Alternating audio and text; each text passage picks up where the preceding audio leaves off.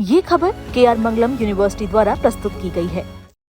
देखिए, हमारे देश को 80 साल हो गए हैं आज़ाद हुए, लेकिन बहुत दुख की बात है कि आज भी हमारे बच्चे स्पेशली जो गांव में रहते हैं वो बुनियादी सुविधाओं के लिए तरस रहे हैं। हमारे सरकारी स्कूलों का हाल किसी से छुपा नहीं है। पिछले कुछ सालों में 95,000 स्कूल इस देश में बंद हुए हैं। राजस्थान में 10,000 स्कूल बंद कराने की कोशिश की गई, उत्तर प्रदेश में 30,000 स्कूल बंद कराए गए हैं। तो ये जो हमारी कैंपेन है, ये हमारी सरकारी स्कूलों को ठीक करने के लिए कैंपेन शुरू की गई है, जिसमें विशेषकर फोकस गाँवों में रहेगा। गाँव में आज भी हमारे देश की 70% जनता रहती है, सभी लोग सरकारी स्कूलों पर निर्भर हैं। तो हम उन बच्चों के लिए लड़ रहे हैं। हम देश के लोगों से, देशवासियों से आह्वान करते हैं कि आप सभी लोग अपने अपने सरकारी स्कूलों का दौरा करें, उनकी ऑडिट करें। वहाँ के सरपंच, वहाँ के जो सरकारी अफसर हैं, प्रशासन है, उनसे निवेदन करें, रिक्वेस्ट करें कि वो उन स्कूलों को फिक्स करें। और वो स्कूल नहीं ठीक करते हैं तो आप लोग वहाँ पर प्रदर्शन करिए। बुनियादी शिक्षा हमारा संवैधानिक अधिकार होना चाहिए, हमारा फंडामेंटल राइट होना चाहिए, और हम अपने बच्चों का भविष्य बर्बाद नहीं होने देंगे। बंगाल में आपके साथी के साथ मारपीट हुई, उसके पिता की डेथ। बंगाल से बहुत बहुत दुखद खबर हमें आज सुबह पता पड़ी। हमारे वॉलंटियर हैं, जंतर मंतर पर भी लगातार मौजूद थे अब्दुल। तो परसों वो स्कूल ठीक करो कैंपेन के तहत अपने गांव के स्कूल विज़िट करने गए थे। कपास इंदस पुलिस स्टेशन पड़ता है बांकुड़ा डिस्ट्रिक्ट में। लेकिन स्कूल से आने के बाद भाजपा के गुंडे उनके घर पर पहुंचे, उनके साथ मारपीट की, बीच बचाव करना है। उनके पिताजी के साथ बहुत ज़्यादा मारपीट हुई और आज सुबह अर्ली मॉर्निंग उनके पिताजी की डेथ हो गई है।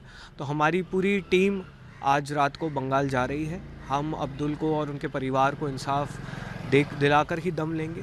बहुत शर्म की बात है कि भाजपा, जो अपने आप को एक राष्ट्रवादी पार्टी कहती है, वो शिक्षा जैसे मुद्दे पर देश भर में गुंडागर्दी कर रही है, मारपीट कर रही है। परसों हम लोग अलवर में मौजूद थे, वहाँ पर भी भाजपा के गुंडों ने आके मारपीट की। हर जगह आप सिर्फ़ और सिर्फ गुंडागर्दी, मार पिटाई कर रहे हैं, आप शिक्षा की बात नहीं करना चाह रहे हैं। तो ये आपकी सोच दर्शाता है, ये आपकी मानसिकता दर्शाता है। लेकिन CJP आप लोगों से डरने वाली नहीं है। हम लोग इस देश के स्कूल ठीक कराकर ही दम लेंगे। तो दिल्ली में जो आपने प्रोटेस्ट करा था, उसमें क्या कुछ सरकार ने भी वादा पूरा नहीं करा, कुछ ऐसा लगता है आपको केस वगैरह में? देखिए, केसेस को लेके सरकार से हम लोग लगातार टच में रहे हैं। पहले एक हफ्ते काफ़ी सारे राज्यों में इस तरह के केसेस फाइल किए गए। हमारी टीम को, हमारे लोगों को, सपोर्टर्स को अरेस्ट किया गया, डिटेन किया गया, उन्हें हरास किया गया। लेकिन अब ज़्यादातर ऐसे स्टेट्स में रिटर्न एग्रीमेंट आ गया है। यूनियन एग्रीमेंट हमें उम्मीद है सरकार जल्द ही शेयर करेगी। उनसे हम लगातार संपर्क में हैं और उम्मीद है कि जो सरकार गुड फेथ की बात करती है, जिस सरकार के एक सीनियर कैबिनेट मिनिस्टर ने ऑन रिकॉर्ड आके इतनी सारी बातें कहीं, वो अपनी बात को ऑनर करेंगे और हम 25 जुलाई को जो एग्रीमेंट हुआ था उसको पूरी तरह से निभाएंगे। CJP झारखंड में क्यों नहीं है? सर, हमारी टीम तो पहले दिन से मौजूद है। हमारी जो कोर टीम मेंबर्स हैं, जिन्होंने एक्चुअली जंतर मंतर की प्रोटेस्ट ऑर्गेनाइज़ की, वो पहले दिन से वहाँ पर मौजूद है, लगातार उनको सपोर्ट किया है। हमारी टीम, मैं और दीप के पहले दिन से महतो जी के और वहाँ के जितने भी ऑर्गेनाइजर्स हैं उनके संपर्क में रहे हैं। लगातार दीपके ने भी महतो के साथ संपर्क रखा है और हम सभी मांगों का पहले दिन से अनइक्विवोकली सपोर्ट करते आए हैं। हमने पूरी तरह से जो उनकी मांगे हैं वो जेन्युइन डिमांड्स हैं और हमने सरकार से मांग की है पहले दिन से कि उनको आप मानिए। कल भी जिस तरह की घटना हुई, देवेंद्र नाथ महतो को जिस तरह से धक्का दिया गया, उनसे पुलिस ने बर्बरता की, वो बिल्कुल अनएक्सेप्टेबल है। झारखंड सरकार को होश में रहना चाहिए, उन्हें समझना चाहिए कि इस तरह की बर्बरता, इस तरह की मार पिटाई से हम लोग डरने वाले नहीं हैं। आप तुरंत सरकार से रिक्वेस्ट करते हैं, डिमांड करते हैं कि आप तुरंत जो बच्चों की सभी मांगे हैं उनको मानें। लेकिन नेहा के साथ वहाँ बदतमीजी हुई थोड़ी बहुत।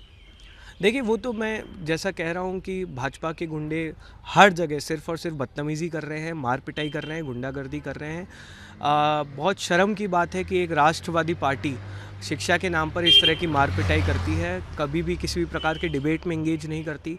2 महीने हो गए हैं, लगभग हमें 2 महीने से ज़्यादा का समय हो गया है, लेकिन आज तक एक BJP के कार्यकर्ता ने, लीडर ने, पॉलिटिशियन ने, MP ने एजुकेशन के मुद्दे पर बात नहीं की। उन्होंने सिर्फ यही चीज़ें बोली कि ये लोग एंटी नेशनल हैं, पाकिस्तानी हैं, वायरस है, दहशतगर्द हैं। आज तक आपने हमसे एजुकेशन के मुद्दे पर डिबेट नहीं की और अब जब हम स्कूल ठीक कर रहे हैं तो आप और सरेआम गुंडागर्दी कर रहे हैं। अलवर में तो इन्होंने हिस्ट्री शीटर को भेज दिया मार पिटाई करने के लिए बच्चों के सामने। तो ये इनकी मानसिकता दर्शाता है और देश देख रहा है। मतलब आप समझिए, देश आपकी असलियत देख रहा है। आप खुद बेनकाब हो रहे हैं इस देश के जनता के सामने, और आप करते रहिए। हम तो डरने वाले हैं नहीं, लेकिन आपका पूरा स्वागत है। आप इसी तरह की गुंडागर्दी करिए और अपनी सच्चाई खुद ही देश के लोगों को बताइए। हाल के लिए उससे पहली बार राष्ट्रीय गान का मतलब राष्ट्रीय गीत का गायन हुआ। जी, नहीं बिल्कुल, नेशनल सॉन्ग वंदे भारत हमारा जो है हमारे लिए उसके क्या मायने हैं सबको पता है।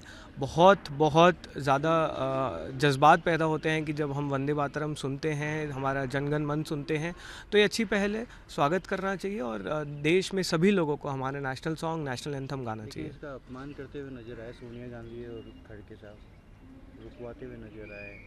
मुझे इस बारे में ऑनेस्टली कोई जानकारी नहीं है। कल मैंने इतने वीडियोस देखे नहीं, क्योंकि बंगाल की और अलवर की जो घटना थी उसमें हम काफ़ी ज़्यादा बिजी थे। लेकिन देखिए, डिसरिस्पेक्ट तो पूरी तरह से अनएक्सेप्टेबल है, जिसने भी अगर की है।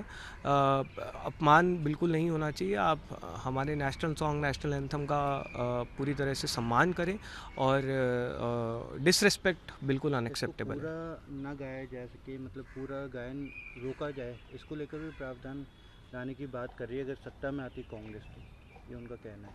देखिए, इसका जवाब तो मेरे को लगता है कांग्रेस बेहतर दे सकती है।